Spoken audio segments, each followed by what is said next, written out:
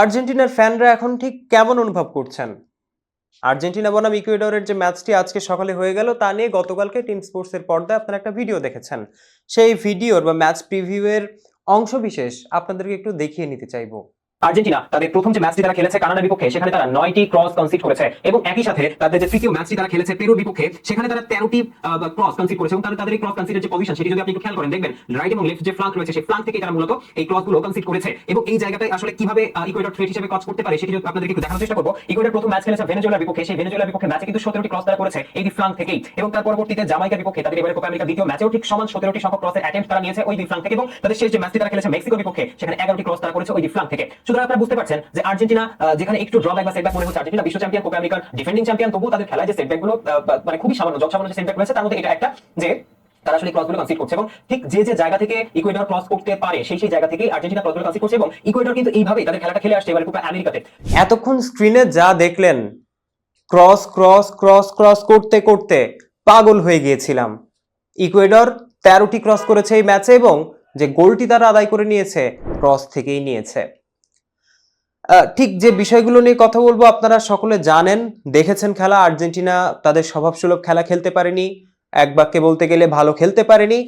নিজের চোখে তো দেখেছেন, পরিসংখ্যান দিয়েও একটু বোঝার চেষ্টা করি চলুন। আর্জেন্টিনার এক্সপেক্টেড গোল পার ম্যাচ এটা কি হয় জানেন? এটা হচ্ছে আপনি যে পরিমাণ শট নেন এবং কোয়ালিটি শটের উপর ভিত্তি করে এই ম্যাচে ঠিক আপনার কতগুলো গোল পাওয়ার কথা ছিল এটাকে বলা হয় এক্সপেক্টেড গোল। এখন আর্জেন্টিনার এক্সপেক্টেড গোলের পরিমাণ হচ্ছে 0.87 এবং ইকুয়েডরের কত জানেন? 1.73, অলমোস্ট ডাবল, অর্থাৎ প্রায় দ্বিগুণ। অর্থাৎ আর্জেন্টিনার ম্যাচে যদি একটা গোল করার কথা ছিল, ইকুয়েডরের দুটো গোল করার কথা ছিল। বিষয়টা ঠিক এরকমই। প্রথমার্ধে আর্জেন্টিনা যাই করেছে, দ্বিতীয়ার্ধে কিন্তু পুরো দাপটটাই ছিল ইকুয়েডরের। কিভাবে? পরিসংখ্যান দিয়ে যদি একটু বলার চেষ্টা করি, আর্জেন্টিনা পুরো ম্যাচে বিগ চান্স ক্রিয়েট করেছে হচ্ছে 2টি এবং এই দুটি কিন্তু এসেছে হচ্ছে প্রথমার্ধে। আর্জেন্টিনা ম্যাচে মোট শট নিয়েছে 8টি, যার প্রথমার্ধে এসেছে 4টি এবং দ্বিতীয়ার্ধে এসেছে 4টি। এই যে 8টি শটের পরে বল পজিশন, আর্জেন্টিনা পুরো ম্যাচ জুড়ে বল পজিশন রেখেছিল 51% এবং এই 51% বল পজিশনের মধ্যে প্রথমার্ধে তাদের পজিশন ছিল 64% এবং এই 64%-এর পরে দ্বিতীয়ার্ধে তাদের পজিশন ছিল 32%। অর্থাৎ প্রথমার্ধে 64% বল পজিশন রাখার পরে দ্বিতীয়ার্ধে মাত্র 32% বল পজিশন রাখতে পেরেছে। 36% বল পজিশন প্রথমার্ধে রেখেছিল ইকুয়েডর এবং তারা মানে অকল্পনীয় উন্নতি করে 68% বল তারা সেকেন্ডার্ধে নিজেদের পায়ে রাখতে সমর্থ হয়। বিগ চান্স ক্রিয়েটের বিষয়টা যদি বলতে চাই তাহলে হচ্ছে পুরো ম্যাচ জুড়ে ইকুয়েডর 3টি চান্স ক্রিয়েট করেছিল এবং যার প্রথমার্ধে এসেছিল 1টি, দ্বিতীয়ার্ধে এসেছে 2টি। 9টি শট আর্জেন্টিনা আছে কিন্তু অন টার্গেটে শট বা টোটাল শট কিন্তু বেশি নিয়েছে ইকুয়েডর। আর ইকুয়েডর টোটাল শট নিয়েছে হচ্ছে 9টা, যার মধ্যে 3টা এসেছিল মাত্র প্রথমার্ধে এবং দ্বিতীয়ার্ধে কিন্তু এসেছিল 6টি। এই যে মোট ক্রস এবং সার্বিকভাবে যে তথ্যগুলো দেখালাম বললাম আপনাদেরকে, তার থেকে স্ট্যাটিস্টিক্যালি প্রমাণ হয় আর্জেন্টিনা কিন্তু তাদের স্বভাবসুলভ খেলাটা খেলতে পারেনি। এখন তাই প্রশ্নটা আসলে উঠেই যায়, কেন হলো এরকম? 3টা কারণ আছে। প্রথম কারণটা সবচেয়ে ইম্পর্টেন্ট কারণ। প্রথম কারণ কোনটা? প্রথম কারণ হচ্ছে আপনি কখনোই you can not take the credit away from Ecuador. আপনি ইকুয়েডরের থেকে ক্রেডিটটা নিয়ে নিতে পারবেন না। তারা চমৎকারভাবে প্ল্যানিং করে মাঠে নেমেছিল। কিভাবে চমৎকারভাবে প্ল্যানিং করেছে দেখেন। আমরা কি মনে করছিলাম বা অনেকেই কি মনে করছিল যে 90 মিনিট পর্যন্ত কোনোভাবে ইকুয়েডর একেবারে লো ব্লক ডিফেন্স করে মানে পুরো team will be behind the ball, পুরো দল হচ্ছে বলের পিছনে থাকবে এবং তার পরবর্তীতে 1-1 বা 0-0 কোনো মতে ড্র পর্যন্ত নিয়ে যাওয়ার পরে তারা হচ্ছে পেনাল্টি শুট আউটে মরণ কামড় দেওয়ার চেষ্টা করবে। কিন্তু তারা কিন্তু সেই কাজটি করেনি। তারা কিন্তু এই যে মানে লো ব্লক খেলে কিংবা একেবারে ভিতর ডিমের মতো খেলে কিন্তু ওই ম্যাচটা ড্র করে পেনাল্টি শুট আউটে নিয়ে যায়নি। আপনি যদি ম্যাচের শুরু থেকেই দেখেন তাহলে দেখতে পারবেন ইকুয়েডর কিন্তু চমৎকারভাবে একেবারে ম্যাচের প্রথম থেকেই high block defence line maintain করে চমৎকার প্রেসিং করে তারপরে কিন্তু তারা তাদের ম্যাচটি বিল্ড আপ করেছে এবং তার পরবর্তীতে যদি আপনারা দেখেন তাহলে দেখবেন যে আর্জেন্টিনার বিপক্ষে আর্জেন্টিনাকে তারা কিন্তু 1 থেকে 2টি পাস তারা করতে দিচ্ছিল, তারপরে কিন্তু বলটাকে রিসিভ করে নেওয়ার যে প্রচেষ্টা প্রচেষ্টা, প্রাণপণ প্রতিজ্ঞা তাদের মধ্যে কিন্তু আমরা দেখতে পাচ্ছিলাম। এই ছবিটা দেখুন, এখানে একটি ক্রস যদি ডিমারিয়ার কাছে যায়, তারা এই ডিমারিয়ার কাছে ক্রসটা যাওয়া পর্যন্ত তারা অ্যালাউ করছে, এবং তারপরে সেন্টার সার্কেলের ঠিক উপরের ভাগটা আছেন লাউতারো মার্টিনেজ, তার কাছে বলটা যাওয়া মানে ডিমারিয়া বলটা রিসিভ করে তার কাছে দিবেন, কিংবা তার পাশে আরো এই পাশে এনজো ফার্নান্দেজ আছেন, তার কাছেও দিতে পারেন।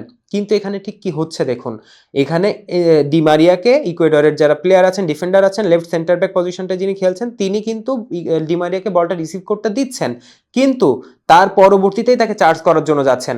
সে থ্রি ম্যান ব্যাকলাইনের যে মাঝখানে যিনি আছেন, তিনি কিন্তু চোখটা রেখেছেন কার উপরে দেখুন, চোখটা রেখেছেন লাউতারো মার্টিনেজের উপর। অর্থাৎ ডিমারিয়া যখন বলটা রিসিভ করে লাউতারো মার্টিনেজের কাছে দিবেন, তখন যেন উনি চার্জটা করতে পারেন।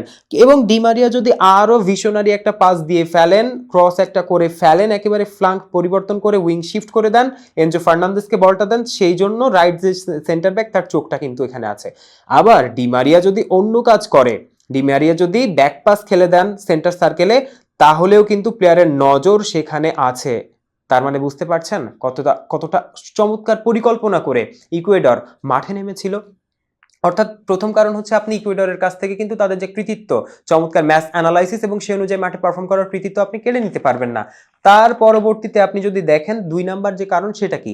2 নাম্বার কারণটা হচ্ছে ইকুয়েডর ফিজিক্যালি খুব টাফ টিম, এবং আর্জেন্টিনা ফিজিক্যালি টাফ টিমের বিপক্ষে তারা একটু ধুকে বা তারা একটু মানে খেলতে স্বাচ্ছন্দ্য বোধ করে না, এটা আমরা অনেক আগে থেকেই দেখেছি।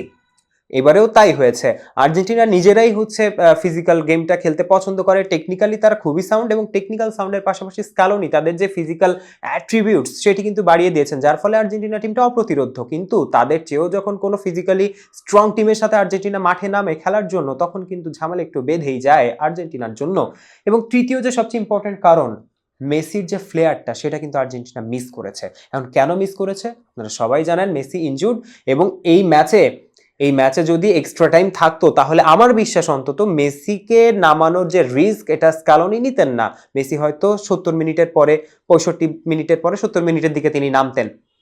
মেসি কতটা নিজের ছায়া হয়েছিলেন আজকে দেখুন, মাত্র 32 বার তিনি আজকে বলে টাচ করতে পেরেছেন, মাত্র 32 বার তিনি বলে টাচ করেছেন।